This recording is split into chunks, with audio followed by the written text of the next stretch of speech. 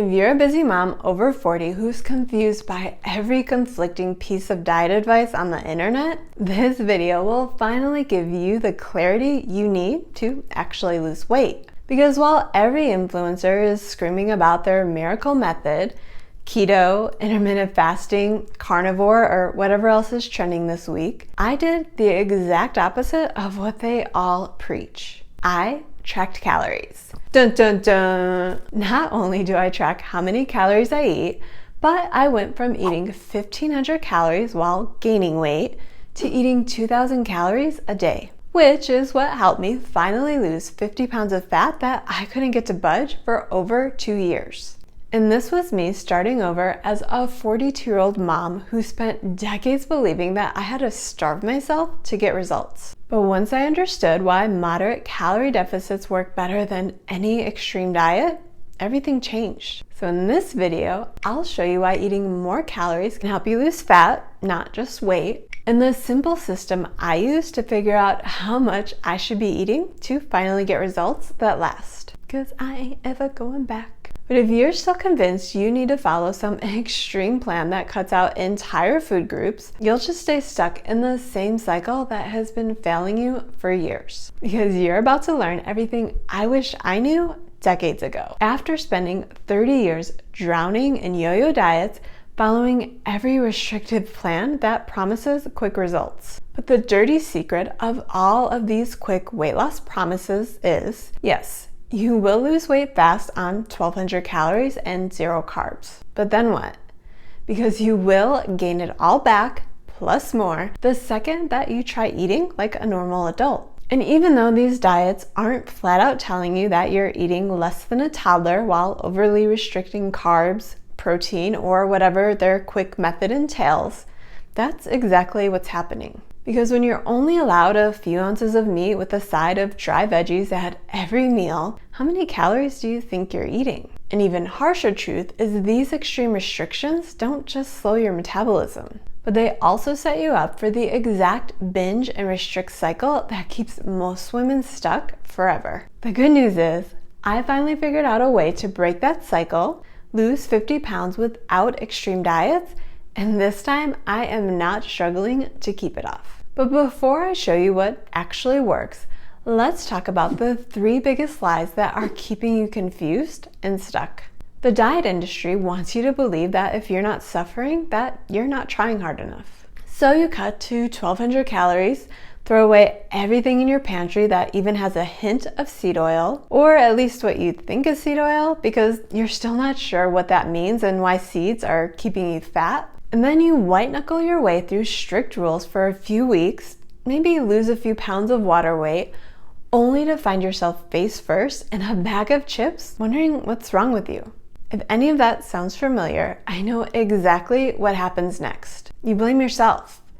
You think that you just need more willpower. And you wonder why none of these diets ever work for you, even though Susie Fitfluencer makes it look so easy. But here's what's really happening. Your body doesn't know that you're just trying to fit into your jeans. It thinks you're in a famine, and its job is to fight you every step of the way. And here's what your body really wants you to understand.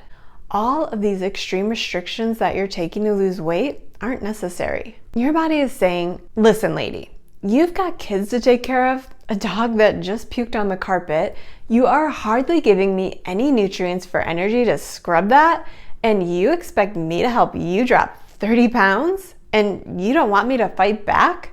Good luck with that. But even if you somehow manage to stick to extreme restrictions, there's another big lie that is sabotaging your progress. And I know this from experience, since continuing to believe this lie sabotaged my progress for over 2 years, no matter how many red flags my body threw at me. Every influencer with MD credentials is screaming about how carbs spike your insulin, and since insulin makes you store fat, you obviously need to cut out all carbs if you want to lose weight. So you throw out your potatoes, avoid fruit like it's poison, and you feel guilty about putting a banana in your protein shake because some guy on Instagram said it would spike your insulin and ruin all of the progress you made over the past 3 weeks. So now you're dragging yourself through workouts with zero energy, wondering why you can barely lift the same weights that you used to crush, only to find yourself having strange dreams about bananas at 2 a.m. But instead of listening to the cues that your body is sending, you convince yourself that you just need to be more strict. So you cut even more carbs, only to continue this trend of getting weaker instead of stronger, even though Keto Karen makes it look effortless. But here's what's really happening. Yes, carbs raise insulin, but so do other macros like protein. Plus, all of the stress from following strict diet rules. How come none of these fitfluencers talk about that? Because your insulin spikes every single time all you can do is daydream about fruit, but you force yourself into a big bowl of broccoli instead. So even though carbs do raise insulin, you want to know what lowers insulin? Moving more and lifting weights. But here's the tricky part. Most women need more whole food carbs to have the energy to move more and also to lift heavy enough weights to build muscle. So while I'm not saying that you should just keep crushing bagels for breakfast, eating more whole food carbs strategically is a great way to build your metabolism up instead of constantly looking for new ways to keep tearing it down. But there's one more lie that's even more damaging than restricting calories or cutting carbs. And it's probably the reason that you have to start from scratch every single Monday. And this one kept me stuck longer than the other two combined. Every diet guru tells you that if you want results, you need to give up everything you enjoy while surviving on chicken, broccoli, and sadness forever. So you throw out all of the bad foods, meal prep like you're preparing for the apocalypse, and feel guilty every time you even think about pizza because clean eating Carol says that processed food is poison. So even though you go into your diet with the best intentions, it's not long before you find yourself obsessing over every food that you can't have, only to find yourself eating an entire sleeve of cookies right before bed, wondering how you got here again.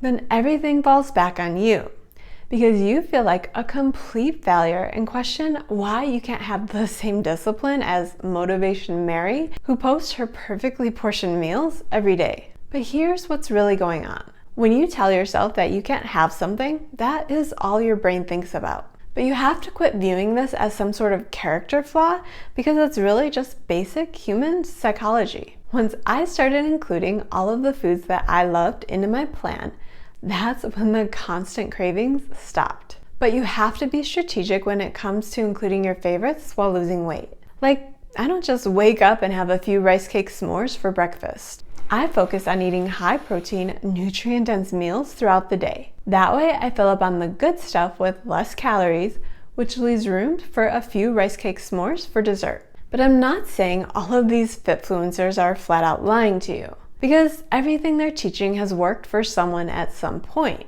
which is why they're getting views. But whether the lies are intentional or not, that doesn't mean that you won't stay stuck if you keep falling for them. Here's what all of these lies have in common. They're all based on the idea that faster is better, that you need to suffer to get results, and that extreme measures are the only way to lose weight. Extreme deficits backfire every time. When you slash calories too low, your body will always fight back. Your metabolism slows down to match your intake, your hunger hormones go haywire, your energy crashes, and your cravings become impossible to ignore. That's why I was gaining weight on 1,500 calories. My body quickly adapted to that low intake, and then I had nowhere left to go.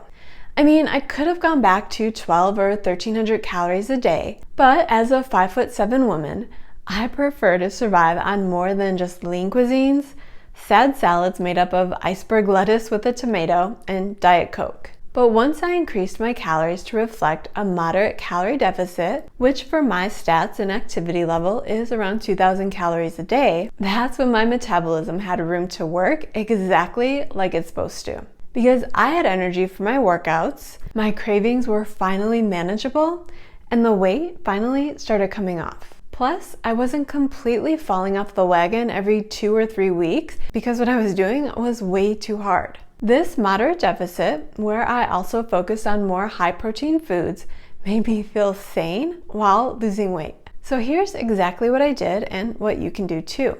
The first step is to calculate your moderate deficit. I used an online calculator to figure out roughly how many calories I burn in a day. Then, instead of slashing 500 to 800 calories like most diets suggest, I only cut 300 to 400 calories. Since I knew that I'd also be moving more, that's enough of a deficit to help me lose a solid pound of fat each week. And then I tracked everything I ate to see how my body responded. Not to be perfect, but just to get data. If I was losing about a pound a week, then I knew I was on track. If nothing was happening after 2 or 3 weeks, I'd make a small adjustment, maybe cutting another 100 to 150 calories a day. Nothing drastic, I just made slight tweaks. But here's the key to making this work. I wasn't expecting to lose 5 pounds every week like most crash diets promote. I was aiming to lose an average of a pound a week, knowing that some weeks would be higher while other weeks would be less. And here's what made all the difference. This time, I wasn't starving myself, so I could actually stick to this plan. And consistency beats perfection every time. Here's why this approach helped me finally reach my goal when every extreme diet I ever followed eventually failed. It's sustainable. When you're eating enough food, you have energy for your workouts or even just to live your life. When you're not restricting your favorite foods, you don't feel deprived. When you're losing weight at a reasonable pace, that's when you're more likely to keep it off. I've maintained a healthy weight for close to 3 years, eating closer to 2,400 calories a day whenever I'm just trying to maintain my weight. That's because I built habits that I can actually live with, not some extreme plan I could only follow for a few weeks or maybe even stick out for a few months. Look, I know this isn't as exciting as promising that you'll lose 10 pounds in 10 days. But if you're tired of the yo-yo cycle and you're ready for results that actually last, this is exactly how you do it. Let me know in the comments your biggest struggle with finding the right calorie deficit. Are you still eating too little and wondering why the scale won't move? And if you are ready to stop guessing and start getting real results, make sure you watch this video next. I show you exactly how to set up your perfect calorie deficit to make this process as seamless as possible. Because you deserve to get to a healthy weight without losing your mind. And you definitely deserve to eat way more than 1,200 calories while doing it.